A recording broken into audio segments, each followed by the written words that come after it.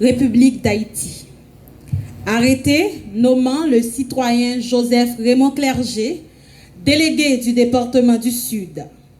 Les conseils des ministres.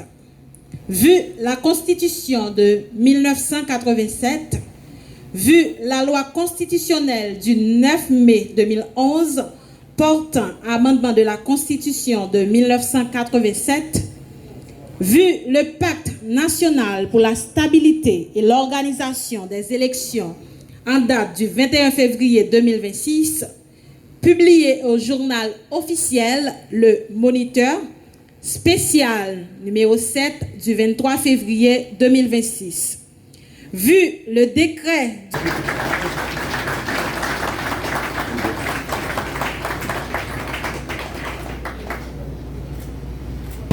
général du ministère de l'Intérieur et des collectivités territoriales, messieurs les agents, messieurs, dames, les agents exécutifs intérimaires de la municipalité du Sud,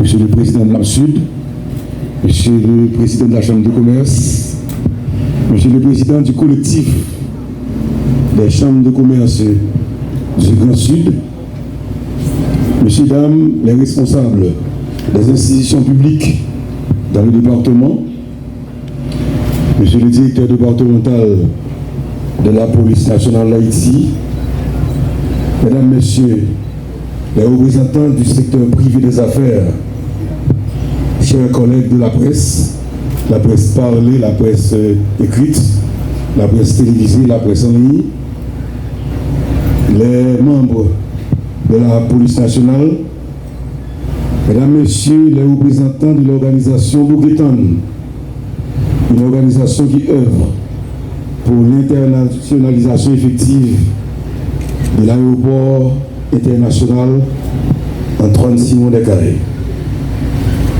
D'abord, je dois remercier Dieu pour sa grâce. Ensuite, je remercie le Premier ministre Alix Didier-Fils-Aimé et le ministre de l'Intérieur et des collectivités territoriales pour la confiance qu'ils ont placée en ma personne en me confiant cette nouvelle responsabilité comme délégué départemental du Sud. J'accepte cette mission avec humilité, avec sens du devoir, mais aussi avec une profonde conscience des défis qui m'attendent. La fonction du délégué départemental représente la présence de l'État dans le département. Elle consiste à assurer la coordination des services publics, faciliter le dialogue entre les collectivités territoriales et l'administration centrale, accompagner les initiatives de développement, contribuer à la stabilité sociale et veiller au bon fonctionnement de l'action publique au bénéfice de la population. C'est donc une fonction de responsabilité, de proximité et de service. Mesdames et messieurs, il est évident pour nous tous que la situation du pays est extrêmement compliquée à tous les niveaux, social, économique, institutionnel et sécuritaire. Face à cette complexité, le pays a besoin d'hommes et de femmes compétents, honnêtes, courageux, engagés, capables de répondre à l'appel chaque fois que le besoin se fait sentir. Aujourd'hui, ce n'est pas le moment de grands discours. Le peuple attend, il en a assez. Il attend des résultats, de la présence, de l'écoute et des actions concrètes. Cependant, je dois profiter de cet espace pour rassurer mes proches, mes amis, mes collaborateurs, mes auditeurs qui ne partagent pas forcément ma décision d'accepter cette nomination. Je veux leur dire aujourd'hui, au nom de mes convictions et de mes valeurs, je prends cet engagement avec responsabilité et lucidité. Et le jour où je quitterai la délégation du Sud, je ne laisserai derrière moi ni mes convictions, ni mes valeurs, ni mon attachement à mon pays et à son peuple. Chers amis, je mesure pleinement les risques, les difficultés et les conséquences de cet engagement dans le contexte actuel. Je crois également que chaque génération a le devoir d'apporter sa contribution lorsque la nation traverse des moments difficiles.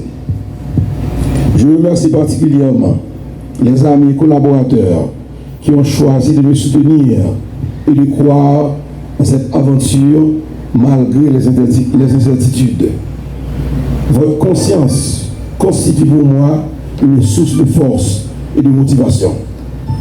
Je lance aujourd'hui un appel au personnel de la fonction publique du Sud d'Haïti afin que chacun respecte ses engagements envers l'État et envers la population.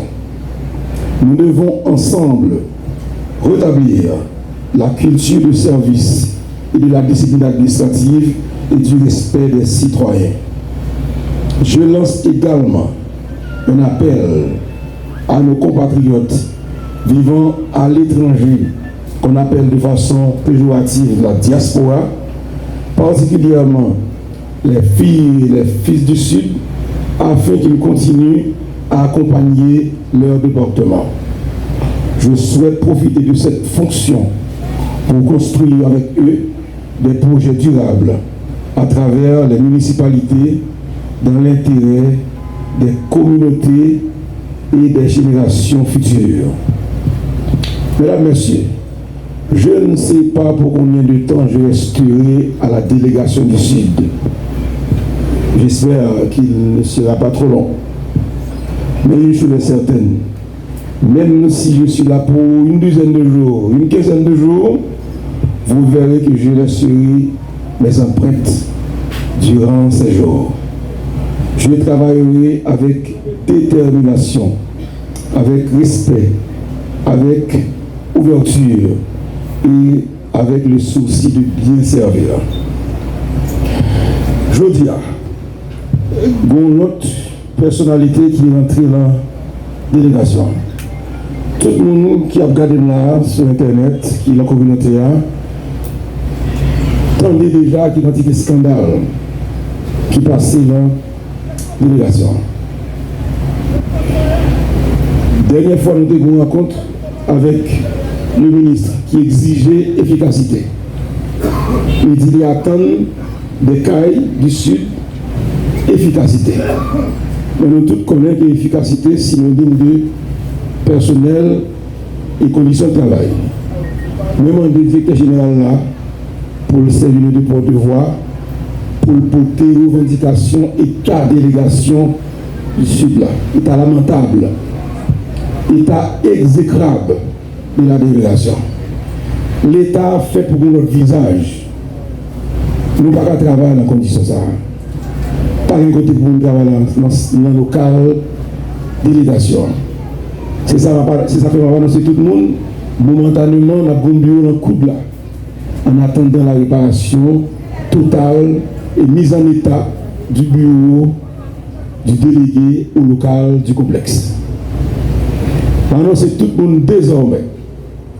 Délégation pas qu'à noter. Délégation pas de GI, ni pas la mairie, ni c'est la délégation. Pour le faire relais de l'action gouvernementale vers la population et prendre revendication de la population vers le gouvernement. Nous parlons du commissaire gouvernement pour prendre moto sans plaque pour nous. Et sous traque ça, dans RTVP, Radio Télévision Plus. Une nouvelle vision pour une nouvelle génération.